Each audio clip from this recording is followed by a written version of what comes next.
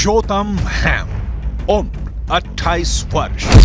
समीर अल तलाल का उम्र 25 वर्ष। अलोन शमरिच, उम्र 26 वर्ष। तीनों युवक हमास के आतंकवादी नहीं है, फिलिस्तीनी नहीं है, बल्कि इजरायली है। इजरायल की सेना ने अपने ही 3 नागरिकों को गोली मार दी। क्यों, कहां और कब की डिटेल आपकी स्क्रीन पर है। हम इस घटना की जिम्मेदारी लेते हैं। गाजा सिटी के शेजैया इलाके में एक ग्राउंड ऑपरेशन के दौरान सैनिकों को लगा कि ये लोग उनके लिए खतरा है। गोली मारने के बाद जब शवों के पास पहुंचे तो मारे गए लोगों की पहचान के बारे में संदेह हुआ। बाद में पता चला कि वो इजरायल के ही नागरिक है। मतलब चूक हुई। इजरायली डिफेंस फोर्स की गलत पहचान के चलते की गई फायरिंग में इजरायल के तीनों युवकों की मौत हुई है।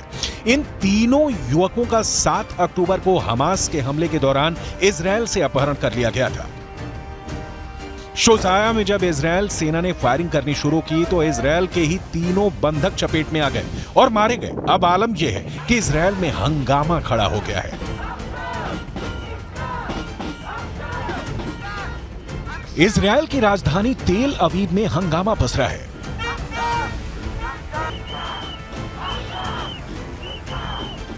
नाराज लोगों ने तेल अवीव में इजरायली सेना के हेडक्वार्टर्स के बाहर प्रदर्शन किया है।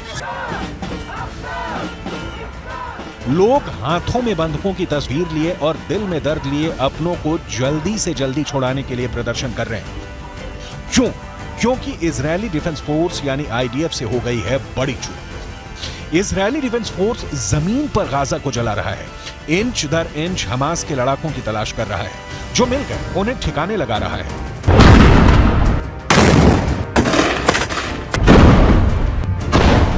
लेकिन इसी दौरान एक ऐसी घटना हुई है जिससे पूरा इजरायल बेंजामिन नेतन्याहू के खिलाफ देखने लगा है।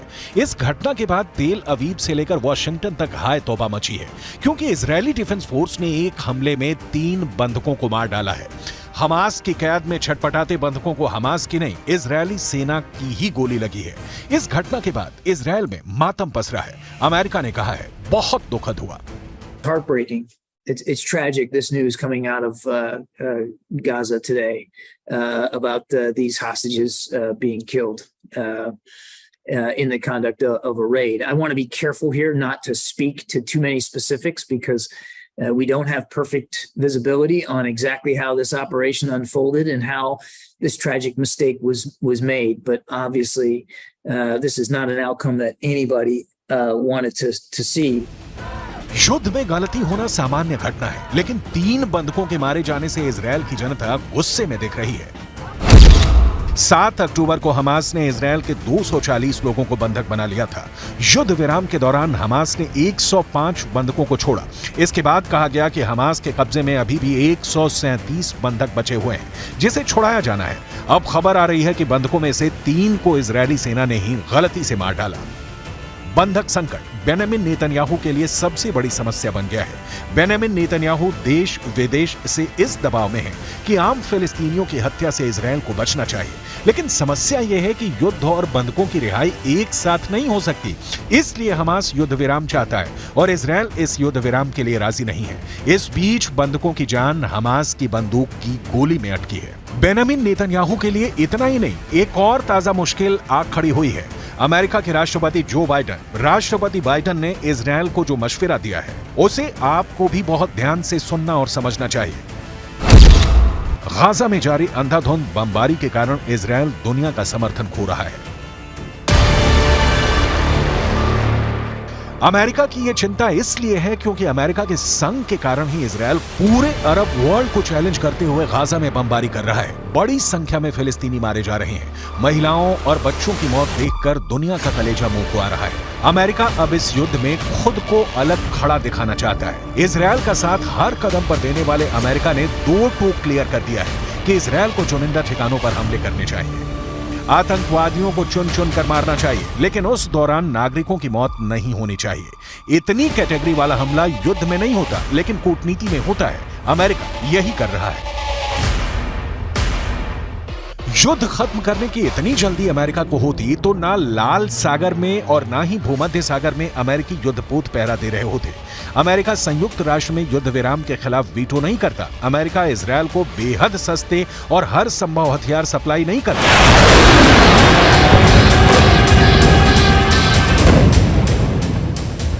लिहाजा आम फिलिस्तीनियों की मौत पर बाइडन के आंसू घड़ियाली हैं, जिनका जमीनी युद्ध से कोई सरोकार नहीं। अमेरिका कल भी इजरायल के साथ था, आज भी है और कल भी रहेगा, इसकी गारंटी है। क्यों? अमेरिका की क्या मजबूरी है? इसे विस्तार से आगे बताएंगे। अभी इजरायल के नागरिकों के एक और प्रदर्शन की तस्वीरें देखिए। इन लोगों की मांग है कि युद्ध विराम तत्काल लागू हो। We will only see peace when everybody has equal rights and freedom, and we can't have peace unless this happens. If one people have rights and the other people are oppressed, there won't be justice and there won't be peace. युद्ध शुरू होने के बाद से ही अब तक Israel के हमले में गाजा में कम से कम 18,700 फिलिस्तीनियों की मौत हुई है, जिसमें महिलाएं और बच्चे भी शामिल हैं। घायलों की संख्या 51,000 के करीब है। सिर्फ 24 घंटे में इजरायल ने हमास के 10 और लड़ाकों को मारने का दावा किया है। वहीं हमास के हमले में 1400 इजरायली मारे गए हैं। इजरायल के प्रधानमंत्री बेंजामिन नेतन्याहू को अमेरिका की नई सलाह सुनिए। I don't think that we can necessarily make some sort of broad judgment about the specific circumstances here and what that says about the ability for them to be more surgical and more precise. I would add that when they went into North Gaza, they went in with a much smaller footprint, and they were able to conduct smaller scale, smaller unit operations than what they had originally planned to do. America क्या चाहता है? युद्ध की दशा और दिशा पर उसका कोई असर नहीं दिख रहा। इजरायल और हमास के बीच शांति की कोई गुंजाइश नजर नहीं आ रही।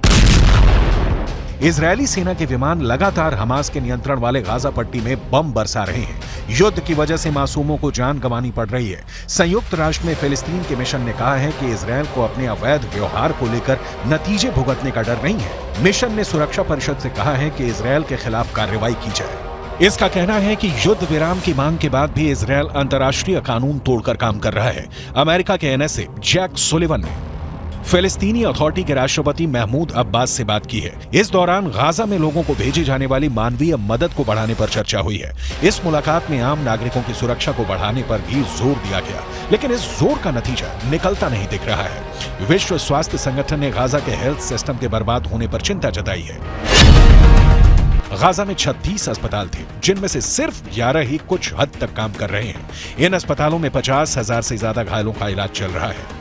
7 अक्टूबर से अब तक इजरायल ने गाजा में 22,000 से ज्यादा ठिकानों पर बमबारी की है। इसकी वजह से 19 लाख फिलिस्तीनी बेघर हो गए हैं, जो गाजा की आबादी का 85% हिस्सा है।